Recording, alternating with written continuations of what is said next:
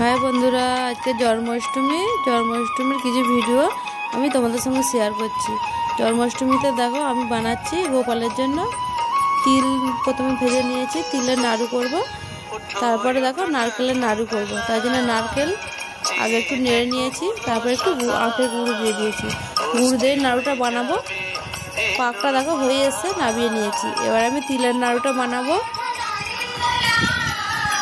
চিনির পাকটা আগে করে নিচ্ছি, তারপরে আস্তে আস্তে তিলটা দেবো। ওর মধ্যে আমি একটু গুড় দিয়ে দিয়েছিলাম, গুড়টা তাকানো হয় না। এবার তিলটা দিয়ে ভালো করে পাকটা করে নেব।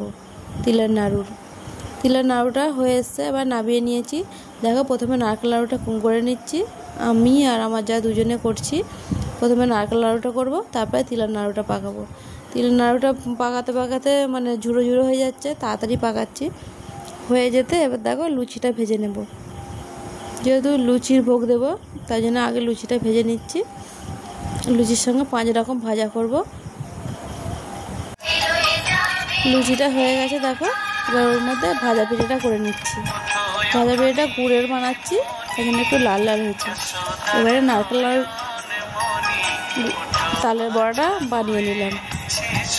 আলু ভাজাটা বানিয়ে নিচ্ছি, কুমড়ো ভাজাটা বানিয়ে নিচ্ছি।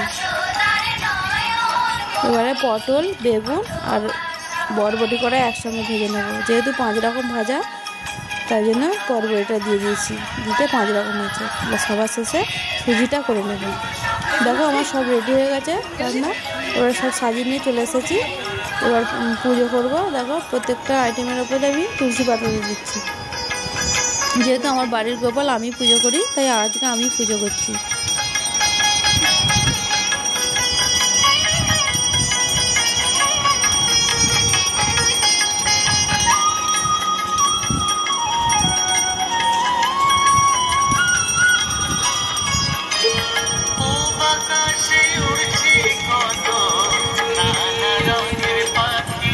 আমাদের গপুকে দর্শন